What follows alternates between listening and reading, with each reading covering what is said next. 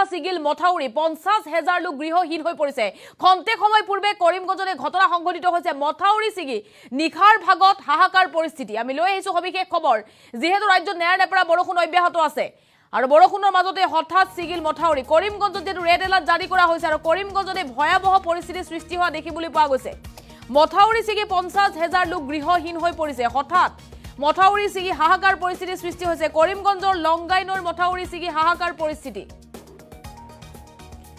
এটা উদ্বেগজনক খবৰ নিখা অন্ধকাৰত ডুব গৈছে সমগ্ৰ ৰাজ্য উজনিৰ পৰা নামনিলৈ বিদ্যুৎ কৰ্তন কৰা হৈছে বিভিন্ন প্ৰান্তত আৰু তাৰ মাজতে মথাউৰি ছিগি হাহাকাৰ পৰিস্থিতি দ্ৰুতগতিত বৃদ্ধি পাইছে নৈসমূহৰ জলস্তৰ যেটো কাৰ্বি লংপিকে ধৰে খান্দঙৰ গেটসমূহ খুলি দিয়া হৈছে কাৰ্বি লংপি আৰু খান্দং বান্ধৰ পানী এৰি দিয়াৰ পাছতেই নৈসমূহৰ জলস্তৰ বৃদ্ধি হৈছে হাহাকাৰ পৰিস্থিতি সৃষ্টি হৈছে যিকোনো মুহূৰ্তত ভূটানে পানী এৰিব আৰু ভূটানে পানী এৰি দিয়াৰ পাছতে নামনি অসমৰ সৃষ্টি হ'ব হাহাকাৰ পৰিস্থিতি ঘৰ বাৰী এৰি সুৰক্ষিত স্থানলৈ ঢাপলি মেলিছে হাজাৰ হাজাৰ লোকে আৰু কৰিমগঞ্জত ঘটনা সংঘটিত হৈছে মথাউৰি ছিগি 50,000 লোক গৃহহীন হৈ পৰিছে নিখা গৃহহীন হৈ পৰিছে কৰিমগঞ্জৰ হাজাৰ হাজাৰ লোক ওখ ঠাইলৈ তেওঁলোকে পশুধন লৈ নিজৰ হা সম্পত্তি লৈ ওখ ঠাইলৈ ঢাপলি মেলিবলগীয়া পৰিস্থিতি সৃষ্টি হৈছে আৰু নিখাৰ ভাগত এই ভয়ংকৰ ঘটনা সংঘটিত হৈছে ৰাজ্যত যেহেতু নেৰানেপেৰা বৰষুণ অব্যাহত আছে আৰু নেৰানেপেৰা বৰষুণৰ মাজতেই বৰাক উপত্যকাৰ জিলাসমূহত ৰেড এলাৰ্ট জাৰি কৰিছিল বতৰ বিজ্ঞান কেন্দ্ৰ এবাৰ কৰিমগঞ্জতে ভয়াবহ পৰিস্থিতি সৃষ্টি হোৱা দেখিবলৈ পোৱা গৈছে মথাউৰি ছিগি হাহাকাৰ পৰিস্থিতি আমাৰ হাতত এই দৃশ্য আহি পৰিছে আমি আপোনালোকক এই দৃশ্য দেখুৱাম নিখাৰ ভাগত এক ভয়ংকৰ ঘটনা সংঘটিত হৈছে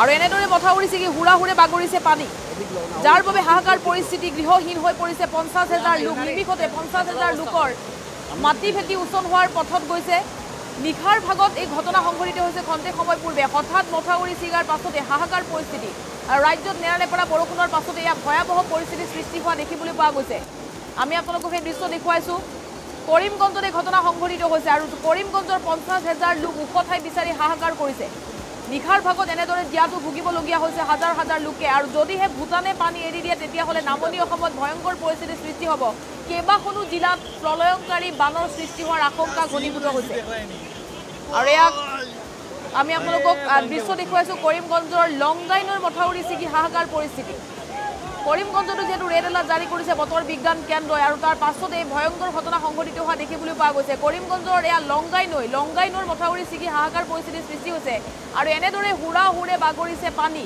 তীব্ৰ গতিত এনেদৰে পানীয়ে কেইবাটাও বাসগৃহ উটুৱাই লৈ গৈছে 50,000 লোকে নিজৰ বাসগৃহ হেৰুৱাবলগীয়া পৰিস্থিতিৰ সৃষ্টি হৈছে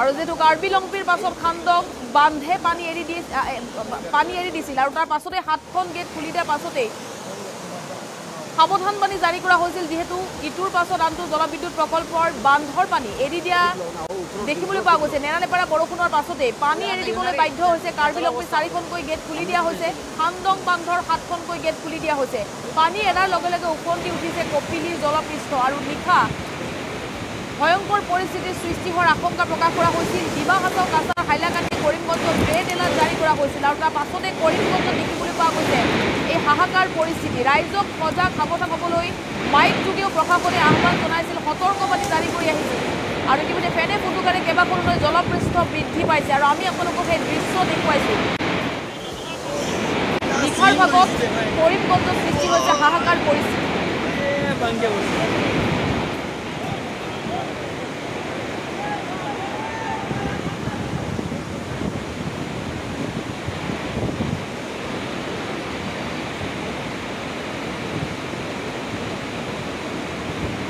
আৰু উজনিৰ পৰা নামনিলৈ যেহেতু নেৰানেপেৰা বৰষুণ ধুমুহাৰ ফলত প্ৰকাণ্ড গছ উভালি পৰিছে বিদ্যুতৰ খুঁটা উভালি পৰিছে আৰু যাৰ বাবে বিদ্যুৎ সংযোগ ব্যাহত হৈ পৰিছে দীৰ্ঘ সময় ধৰি বিদ্যুৎ সংযোগ বিচ্ছিন্ন হৈ পৰিছে বহু অঞ্চলত আৰু নিশাৰ ভাগতো অন্ধকাৰতেই কটাব লাগিব ৰাজ্যবাসীয়ে ৰাজ্যৰ বিভিন্ন প্ৰান্তত বিদ্যুৎ কৰ্তন কৰা হৈছে আৰু কোনো প্ৰান্তত সতৰ্কতামূলকভাৱে কৰ্তন কৰি দিয়া হৈছে বিদ্যুৎ সংযোগ আৰু তাৰ পাছতেই অন্ধকাৰত ডুব গৈছে সমগ্ৰ ৰাজ্য ইফালে নেৰানেপেৰা বৰষুণ আৰু তাৰ পাছতে ইটোৰ পাছত আনটো বান্ধে পানী এৰি দিছে নিশাৰ ভাগত আৰু নৈসমূহৰ জলস্তৰ আৰু অধিক বৃদ্ধি হোৱাৰ আশংকা প্ৰকাশ কৰি যিসমূহ নৈপৰীয়া ৰাইজ আছে সেই নৈপৰীয়া ৰাইজসকলক সাৱধানে থাকিবৰ বাবে প্ৰশাসনে জাৰি কৰিছে নিৰ্দেশনা। আৰু তাৰ মাজতে ইয়াত কৰিমগঞ্জৰ ভয়ংকৰ দৃশ্য পোহৰলৈ আহিছে। 50,000 লোক গৃহহীন হৈ পৰিছে। খন্তেক সময় পূৰ্বে ছিগিছে মথাউৰি।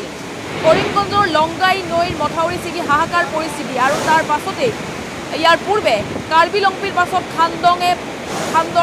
খান্দং বান্ধৰ পানী এৰি দিয়া হৈছে। 7খনকৈ গেট খুলি দিয়া হৈছে খান্দং জলবিদ্যুৎ প্ৰকল্পৰ। আৰু পানী এৰি দিয়াৰ পাছতে উফন্দি উঠিছে কপিলিকে ধৰি কেইবাখনো নৈ জলপৃষ্ঠ। ডিমা হাছাও কাছাৰ হাইলাকান্দি কৰিমগঞ্জত ৰেড এলাৰ্ট জাৰি কৰা হৈছিল। ৰাইজক সজাগ সাৱধান হ'বলৈ মাইক যোগে এনেদৰে প্ৰশাসনে আহ্বান জনাইছে। আৰু তাৰ মাজতেই নিশাৰ ভাগত কৰিমগঞ্জত সৃষ্টি হৈছে হাহাকাৰ পৰিস্থিতি। আমি কৰিমগঞ্জৰ দৃশ্য আপোনালোকক দেখুৱাম। কৰিমগঞ্জত নিশাৰ ভাগত 50,000 লোক গৃহহীন হৈ পৰিছে। এয়া হুৰাহুৰে বাগৰিছে পানী। কৰিমগঞ্জৰ মথাউৰি ছিগি হুৰাহুৰে পানী বাগৰিছে। আৰু হঠাৎ 50,000 লোকে নিশাৰ ভাগত গৃহহীন হৈ পৰিবলগীয়া পৰিস্থিতিৰ সৃষ্টি হৈছে। তেওঁলোকে সা সম্পত্তি পশুধন লৈ ওখ ঠাইলৈ ঢাপলি মেলিছে। কৰিমগঞ্জৰ লংগাই নৈৰ মথাউৰি হঠাৎ ছিগি যায়। আৰু তাৰ মাজতে ৰাইজে ক্ষোভ উজাৰিছে। প্ৰশাসন চৰকাৰৰ বিৰুদ্ধে ঠিকাদাৰৰ বিৰুদ্ধে ক্ষোভ উজাৰিছে ৰাইজে। অন্ধকাৰতে যিহেতু ৰাজ্য ডুব গৈ আছে। কেইবাখনো জিলাত বিদ্যুৎ কৰ্তন কৰা হৈছে। উজনিৰ পৰা নামনিলৈ অন্ধকাৰত নিমজ্জিত হৈ আছে ৰাজ্যবাসী। আৰু তাৰ মাজতে কৰিমগঞ্জত ৰেড এলাৰ্ট যিহেতু জাৰি কৰা হৈছিল। আৰু কৰিমগঞ্জৰ এই ভয়ংকৰ ঘটনা সংঘটিত হৈছে। আজিৰ দিনটোত গোৱালপাৰা জিলাতো জাৰি কৰা হৈছিল ৰেড এলাৰ্ট। ধুবুৰী, গোৱালপাৰা, বৰপেটা, নলবাৰী, কোকৰাঝাৰৰ বিভিন্ন প্ৰান্তত অন্ধকাৰত ডুব গৈ আছে। বঙাইগাঁও, বাক্সা, চিৰাং, কামৰূপ মেট্ৰ'টো হাহাকাৰ পৰিস্থিতি। বিদ্যুৎ সংযোগ কৰ্তন কৰা হৈছে। নিশাও নাহিব পাৰে বিদ্যুৎ। বহু অঞ্চলত বিদ্যুৎ বিচ্ছিন্ন। নগাঁও, মৰিগাঁও, তেজপুৰ, কাৰ্বি আংলং, ডিমা হাছাও, কাছাৰ, হাইলাকান্দি, কৰিমগঞ্জত ব্যাহত হৈ পৰিছে বিদ্যুৎ সেৱা। উজনি অসমৰ যোৰহাট, শিৱসাগৰ, তিনিচুকীয়া, ডিব্ৰুগড়, গোলাঘাটত বিদ্যুৎ কৰ্তন কৰা হৈছে। বিভিন্ন প্ৰান্তত উজনি অসমতো হাহাকাৰ পৰিস্থিতি ৰাইজৰ মাজত। আৰু তাৰ মাজতেই কৰিমগঞ্জত মথাউৰি ছিগি 50,000 লোক গৃহহীন হৈ পৰিবলগীয়া পৰিস্থিতিৰ সৃষ্টি হৈছে। আৰু এই ৰাজ্যত ঘূৰ্ণী বতাহে লৈছে ভয়ংকৰ ৰূপ। আৰু নিশাৰ ভাগৰ আমি দৃশ্য আপোনালোকক দেখুৱাই আছোঁ। কৰিমগঞ্জৰ নৈৰ মথাউৰি ছিগি হাহাকাৰ পৰিস্থিতি।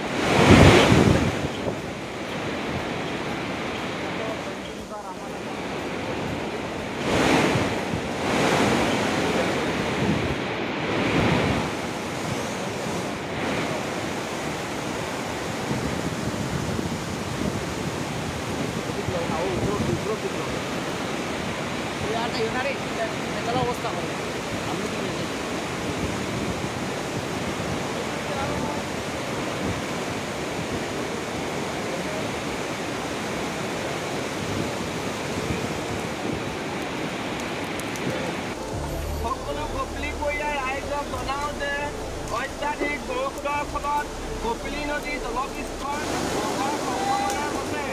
গতিকে সকলো ৰাইজক নদী পাৰলৈ নাযাবলৈ আৰু মাছ ধৰা আৰু স্থানীয় নাও চলাচল বন্ধ কৰিবলৈ অনুৰোধ জনোৱা হ'ল। সকলো কপিলী পৰিয়াল ৰাইজক জনাওঁ যে অত্যাধিক বৰষুণৰ ফলত কপিলী নদী জলপৃষ্ঠৰ বঢ়াৰ সম্ভাৱনা আছে। গতিকে সকলো ৰাইজক নদী পাৰলৈ নাযাবলৈ আৰু মাছ ধৰা আৰু স্থানীয় নাও চলাচল বন্ধ কৰিবলৈ অনুৰোধ জনোৱা হ'ল। সকলো কপিলী পৰিয়াল ৰাইজক জনাওঁ যে অত্যাধিক বৰষুণৰ ফলত আৰু আমি আপোনালোকৰ সেই দৃশ্য দেখুৱাইছোঁ। নিশাৰ ভাগত কৰিমগঞ্জত হাহাকাৰ পৰিস্থিতিৰ সৃষ্টি হৈছে। এই মুহূৰ্তত আমাৰ হাতত মন্তব্য আহি পৰিছে।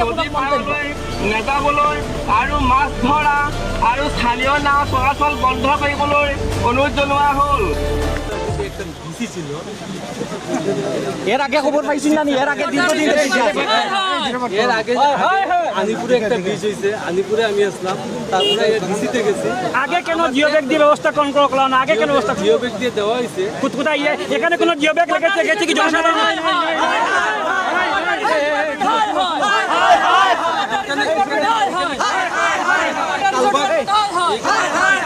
ব্রিজ আছে, ব্রিজের উঠে ব্রিজ আছে, ব্রিজের এখানে লোকাল জায়গা আছে। দেখো ব্রিজের যখন পায়ারটা বানাইছে, ব্রিজের পায়ারটা অনেক বড় বানাইছে, ওইখানে ধাক্কা লাগিয়ে ব্রিজের ডাউন স্ট্রিমে এখানে জিও ব্যাগ কোথায় গিয়েছে জনসাধারণ জানতে চায়। এখানে ইরোশন হয়, আমি আমাদের কইতে দিন না, এখানে ইরোশন হয়। ইরোশন হওয়ার পরে কি হয়েছে, জল যখন খুব স্পিডে যার লঙ্কার জল খুব বাড়ছে, এদিকে কুশিয়ারার জল কম, স্পিডে গিয়া জলটা ইরোশন হইয়া জায়গাটা একদম নিচে যে আগে কেন আমি জনসাধারণ কি বলছি জনসাধারণের মন্তব্য গত বছর যেটা এইভাবে ছিল বন্যা কিন্তু ডিপার্টমেন্টে বস্তা দিয়ে এটারে প্রতিরোধ করেছে কিন্তু এইভাবে আমার এই যে আধিকারিক যিনি বলছেন সম্পূর্ণ মিথ্যা কথা বলছেন উনি জানেনও না ওনার ওই ব্যাপারে নলেজও নাই আপনি এইভাবে মিথ্যা কথা বলবেন না আপনার নলেজও নাই এখানে আরে স্যারের যে রিপোর্ট আছে আমরা ভুক্তভোগী স্যার মিনিস্টার স্যারও জানে চিফ মিনিস্টার স্যারও জানে সবাই জানে কি এখানে ভাঙবে সবাই জানে যে এখানে ইরোশন হইতেছে ডিজেল লাগে আজকেও আমি মিটিংয়ে এটা জেপিডব্লিউর সঙ্গে কথা বলছি যে ডিজেল লাগে এখানে ইরোশন হইতেছে এটা ফার্দার বড় প্রোটেকশন আপনি এখন কমপ্লিটলি মিছা কথা কইতরা আপনি এখন ইরেসপন্সিবল মানুষ এখানে ঠিক 5টার সময় এই জায়গা ভাঙা হইছে আর এখন 9টা বাজে আপনি এক্স্যাক্টলি 4 ঘন্টা পরে আইয়া পড়ছ আপনি কইছেন আপনার 5:30টা মিটিং আছে আপনার প্রিকশন নেওয়া দরকার আছিল নাই কেন এখানে সার্কুল অফিসার পুরা স্টাফ আইতে পারে 3 ঘন্টা থেকে তারা এখানে কোনো সার্কুল অফিসার মান্না দেয়ার ওকে পুরা স্টাফ আইয়া এখানে মানুষের কি রকম রেস্কিউ করতে লাগে এটা আপনি বেকুব বানাইতা মানুষের বুঝছেন নি বেকুব বানাইতা আপনি 9টার সময় এখানে আইলা আপনার যদি মিটিং আছে তাইলে আপনার অল্টারনেটিভ আপনার রিপ্রেজেন্টেটিভ হিসেবে দিতে পারেন না আপনি হ্যাঁ আপনি আপনার রিপ্রেজেন্টেটিভ হিসেবে দিতে পারেন না কতটুকু ইমার্জেন্সি সিচুয়েশন আপনি জানেন আপনার রিপ্রেজেন্টেটিভ কে ছিল এখন পর্যন্ত কোনো রিপ্রেজেন্টেটিভ উনি আসলে পরিচয় দিতে কিন্তু চাননি 5 মিনিট আগে ওনাকে পেয়েছি মানে আমার এখানে এসটিন এক্সিকিউটিভ ইঞ্জিনিয়ার নাই আইসিটি একটা ডিসি ছিল এর আগে খবর পাইছেন না এর আগে দীর্ঘদিন এর আগে আলিপুরে একটা ব্রিজ হয়েছে আলিপুরে আমি